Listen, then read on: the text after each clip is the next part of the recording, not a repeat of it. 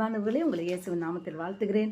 இந்த நாளில் ஒரு கதை மூலமாக நாம் ஒரு நல்ல ஆசீர்வாதத்தை நாம் பெற்றுக்கொள்ளப் போகிறோம். ஹல்லேலூயா. ஒரு ஊரில் ஒரு ராஜா இருக்கிறாரு.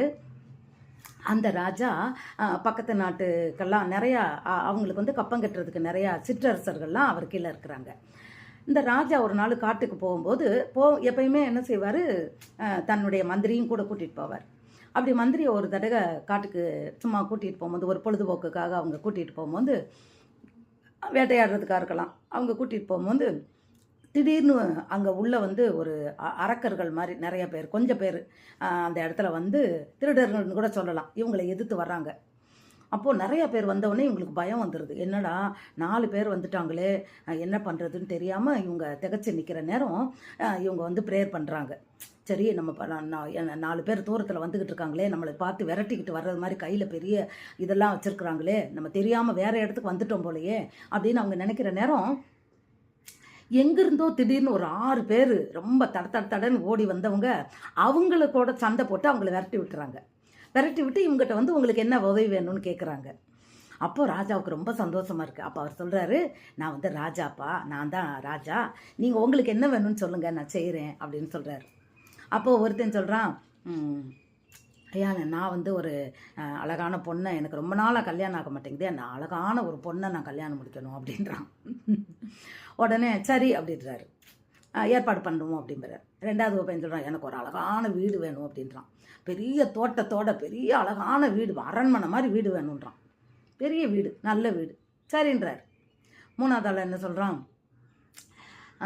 ராஜா, நாங்கள் கிராமத்தில் இருக்கோம், எங்கள் ஊருக்கு போகிறதுக்கு சரியான சாலை வசதி இல்லை, அதனால் எங்களுக்கு நல்ல ரோடு போட்டு கொடுங்க அப்படின்னு சொல்லி கேட்குறான். எங்கள் ஊருக்கு ஒரு நல்ல ரோடு போட்டு கொடுங்க, அது போதும் அப்படின்னு சொல்கிறான். உடனே இவர் சரின்னு சொல்கிறார். சரி, போட்டு தரேன்றார். அடுத்து பார்த்து கேட்குறாரு, உனக்கு என்னப்பா வேணும்?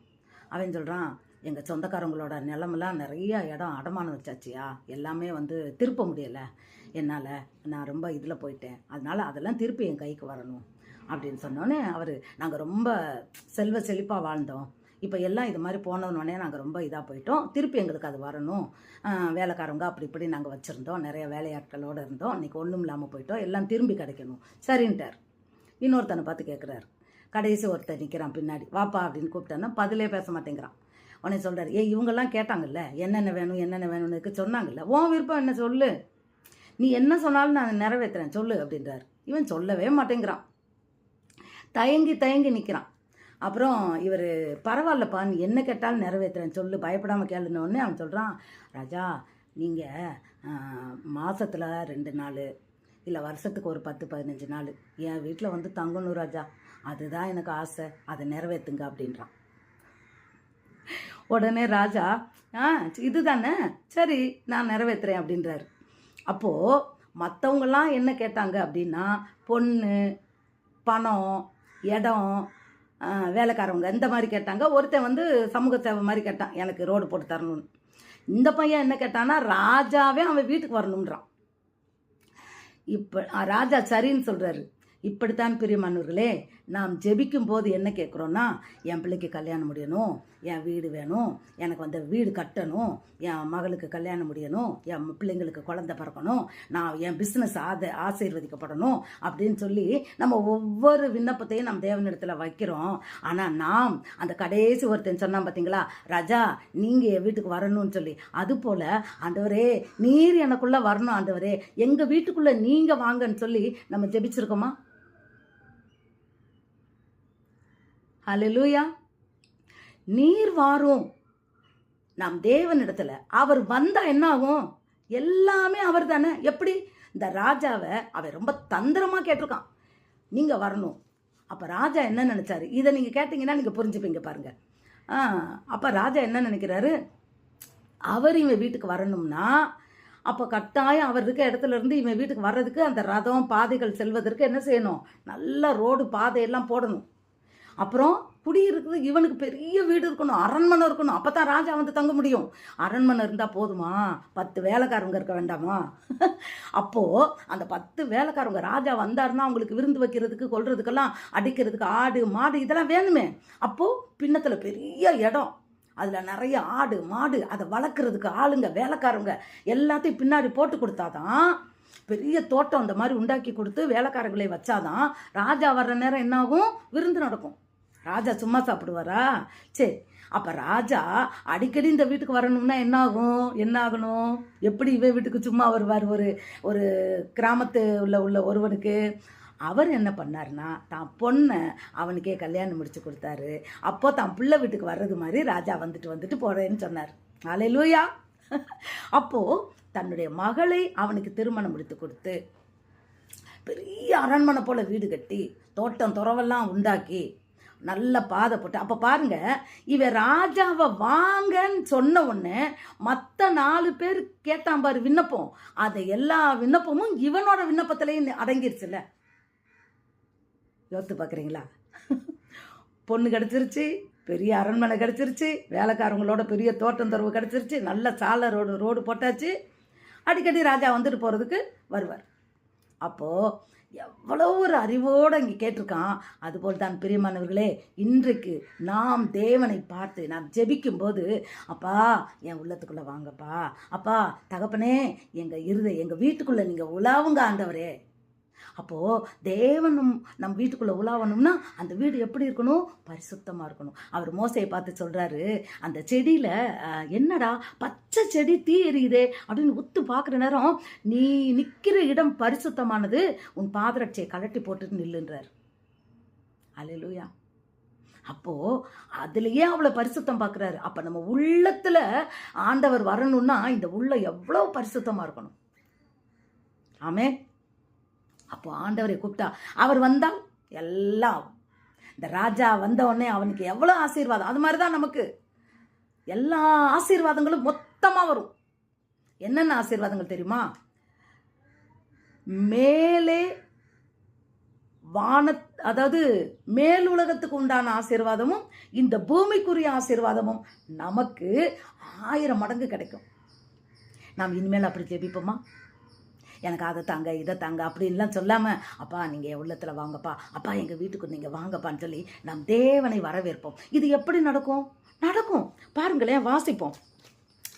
யோவான் 1:14 போட்டிருக்கு. அந்த வார்த்தை இப்போ எப்படி நம்ம ஆண்டவர் வீட்டுக்கு வர்றாருன்னு பார்க்கலாம். யோவான் 1:14, அந்த வார்த்தை மாமிசமாகி கிருபையினாலும் சத்தியத்தினாலும் நிறைந்தவராய் நமக்குள் வாசம் பண்ணினார், அவருடைய மகிமையை கண்டோம். அல்லேலூயா. ஆண்டவர் என்னன்னா வார்த்தையாய் வந்தார், மாமிசமாய். அவர் மாமிசமாய், அந்த மாமிசம் என்ன? வார்த்தை. அதான் அவர் சொல்றாரு, இந்த மாமிசத்தை புசித்து அப்பத்தை, அதாவது இந்த மாமிசம் தான் நானே ஜீவ அப்பம்ன்றார். அப்பத்தை புசிக்கணும். அந்த அப்பந்தான் தேவனுடைய வார்த்தை. தேவனுடைய வார்த்தை இதுதான் ஜீவ அப்பம். நமக்கு தேவன் கொடுத்த ஜீவ அப்பம். இந்த அப்பத்தை நாம் புசித்து ஜீவ தண்ணீரை நாம் பானம் பண்ணும்போது அவர் நமக்குள் இருக்கிறார். அவருடைய மகிமையை நாம் காண்போம். ஹல்லேலூயா. அப்போ நம்ம வேற ஒன்றும் பண்ண வேண்டாம். சத்தியத்தை நம்ம என்ன செய்யணும்? வார்த்தையை, அந்த வார்த்தையை உள்ளத்துல வைக்கும்போது ஆவியானவர் நமக்குள் வருகிறார். ஹல்லேலூயா. இன்னும் ஒரு முறை வாசிக்கிறேன். அந்த வார்த்தை மாமிசமாகி கிருபையினாலும் சத்தியத்தினாலும் நிறைந்தவராகி நமக்குள்ளே வாசம் பண்ணினார், அவருடைய மகிமையை கண்டோம். அப்போ ஆண்டவர் நமக்கு கொடுத்த சத்தியத்தை நாம் உள்ளத்துல வைக்கணும். பிரியமானவர்களே, வேதமே தெரியாதபடிக்கு நம்ம ஆசீர்வாதம் ஆசீர்வாதம் ஆசீர்வாதம்னு கேட்குறது என்ன சொல்கிறது, போகாத ஊருக்கு வழி கேட்குறது மாதிரி தான். ஆனாலும் அவர் கிருபையினால் கொடுப்பார். ஆனால் இந்த உலகத்தை ஆசீர்வாதத்தை வாங்கிடலாம், அந்த உலகத்தை ஆசீர்வாதத்தை வாங்க முடியாது. நித்திய ஜீவன் நமக்கு கிடைக்காது. 2ஆம் மரணம் நமக்கு உண்டு. ஏன்னா அவர் கிருபை உள்ளவர். 2ஆம் மரணத்திலிருந்து நாம் தப்பித்து கொள்ள வேண்டுமானால் நிச்சயமாக வேதத்தை நாம் முற்றிலும் தெரிந்தவர்களாக இருக்க வேண்டும், அதன்படி நடக்கிறவர்களாக இருக்க வேண்டும், நமக்குள் தேவன் வாசம் பண்ணுகிறவராக இருக்க வேண்டும். அதனால் அந்த ராஜாட்ட அவன் கேட்டது போல் இனிமேல் நம்ம என்ன செய்வோம், வேதத்தை நல்லா வேறு எதையும் கேட்க வேண்டாம். சத்தியத்தை அறிவீர்கள், சத்தியம் உங்களை விடுதலையாக்கும். எதுலேருந்து? பாவத்திலிருந்து, நோயிலிருந்து, கடன்லேருந்து, பிரச்சனையிலேருந்து, போராட்டத்திலிருந்து, சோதனையிலிருந்து, கண்ணீர்லேருந்து, கஷ்டத்திலிருந்து, வறுமையிலிருந்து, பிசாசின் பிடியிலிருந்து, வியாதியிலிருந்து, எல்லாவற்றிலிருந்து விடுதலையாக்கும். சத்தியத்தை அறிய வேண்டும். இதுதான் நம் வாழ்வின் ஜெயம். இது நமக்குள்ள வரணும். இதை நம்ம வச்சுட்டா போதும், ஆண்டவர் நம்ம கூட இருக்கிறாரு. எல்லா காரியங்களையும் உன் நாவிலிருந்து உன் தேவை என்ன என்று புறப்படுவதற்கு முன்பே அறிந்திருக்கிற கர்த்தர் நான் என்று சொன்னவர் தகுந்த நேரத்தில் அதன் காரியத்தை அவர் நேர்த்தியாய் செய்து முடிப்பார். நம்ம கவலைப்பட வேண்டாம். நம்ம கர்த்தருக்காய் நம்ம சத்தியத்தின்படி நம்ம வாழ்ந்தா போதும். இன்றைக்கு தேவன் உங்களோடு என்னோடு பேசின வார்த்தைக்காய் நாம் தேவனுக்கு நன்றி செலுத்துவோம். அந்த வார்த்தையின்படி நாம் கீழ்ப்படிய நம்மை அர்ப்பணிப்போம். தேவன் தாமே அளவில்லாத கிருபையினாலும் சமாதானத்தினாலும் நிரப்பி நம்மை ஆசீர்வதிப்பாராக. ஆமென். ஹல்லேலூயா.